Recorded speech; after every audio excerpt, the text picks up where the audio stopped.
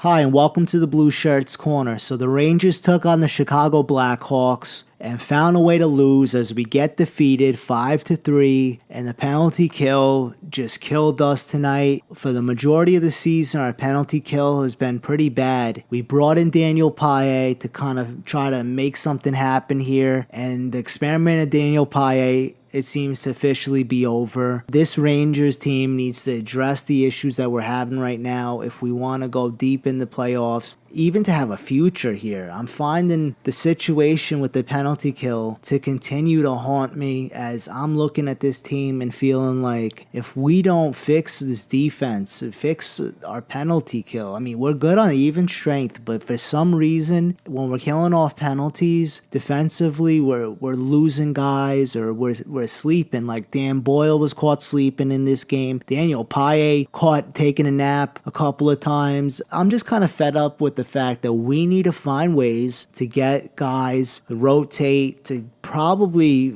move some guys and pick up some good pieces. When you look at a team like the Chicago Blackhawks winning 3 cups in the last 6 years and still finding ways to pick up guys, to rotate, to trade guys away, pick up other pieces, draft certain guys. I mean, the organization knows how to keep this team fresh and going, and they look like they could still win more cups, and they have a good system in place there. We need to find a way to mirror it. This Rangers team has been stuck in the win now mentality for way too long, as we gave up too much to pass on a lot of things. We haven't drafted a first round draft pick for a few years now. We're still giving up draft picks, as we still owe the Arizona Coyotes a draft pick for the Keith Yandel deal. The fact that Ryman Dunn is back, a guy like Keith Yandel, could he be back on the trading block? I hope not. I feel like our defense, we have to fix it. We have to find a way to pick up a guy like Kevin Shattenkirk. Let's move Rick Nash. Let's hope that Rick Nash is back sooner than later. I mean, a guy like Rick Nash has now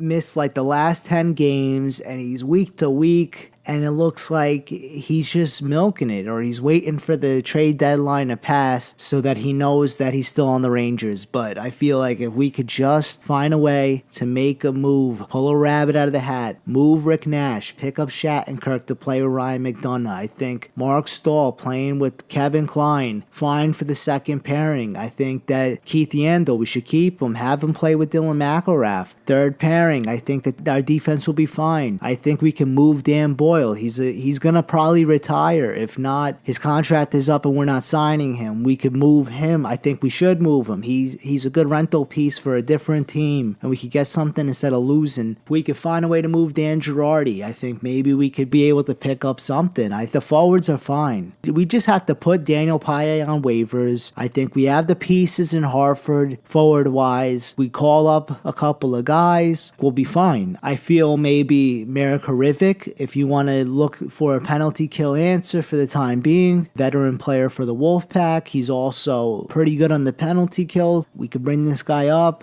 give him a shot. It's been 4 years, and let's see what the kid can do. I also feel like maybe the defense, if we bring up Matt Bodie, like if they wind up moving a guy like Keith Yandel, we're going to have to either bring up Brady Shea or bring up Matt Bodie to play the left side. I'm not sure, but we have to keep Keith Yandel because this team can't get any worse. And if you're trading away Keith Yandel, we're going to absolutely get worse. We're going to take a humongous step back. And looking at this game, like the fact that the Blackhawks come out and they strike twice in the opening half of this game, they're up 2-0.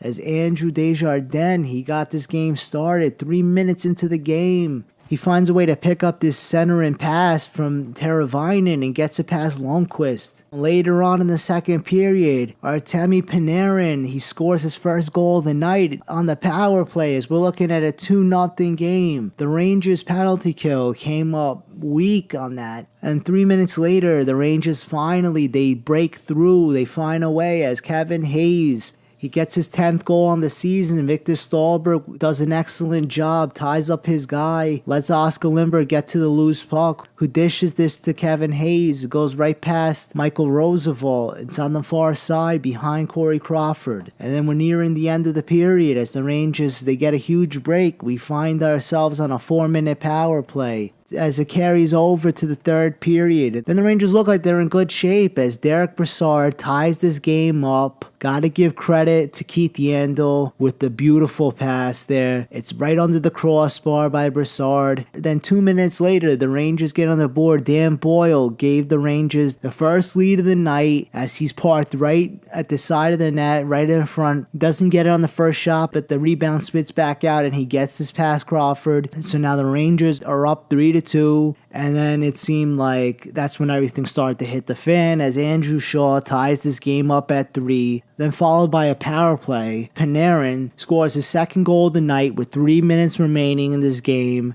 The Rangers are now down by a goal, pull a goaltender. It just felt like a bad move as Panarin all alone on a breakaway to the empty net, and he seals the deal for the Blackhawks as he finds a way to get a hat trick. And the fact that this guy is undrafted, it kills me. He just came over from the KHL, undrafted, signed with the Blackhawks, and here he is playing with Artem Anisimov and Patrick Kane, as that second line has to be the most deadly second line in the NHL right now. It's good that we're playing the Toronto Maple Leafs tonight. Good that we have the chance now to have a short memory, find a way to win, and we could put this behind us and just keep on moving forward because we can't get hung up over these losses. It was a bad game by the penalty kill, and I feel like we could fix the penalty kill. Just get rid of Daniel Paille, put him on waivers, get a guy like Marek Harivik or Ryan Bourque from the Hartford Wolfpack just to round out that fourth line. It'd be fine. We have to find a way to keep Keith Yandel and still pick up a really good first pairing defenseman to play Ryan McDonough and just find a way going into the playoffs to just go deep. I think we could find a way to pull a rabbit out of the hat. I'm just looking for Jeff Gorton. If he wants to restock the cupboard, he wants to look at 3-4 years down the line, now's the time where you could make up for the mistakes. Trading away Rick Nash is a good piece. As long as this guy comes back healthy before that trade deadline and we trade him, I think we could get a first-round draft pick, a prospect, and a defenseman to play with Ryan McDonough for Rick Nash. And that would clear up like about $7.5 million.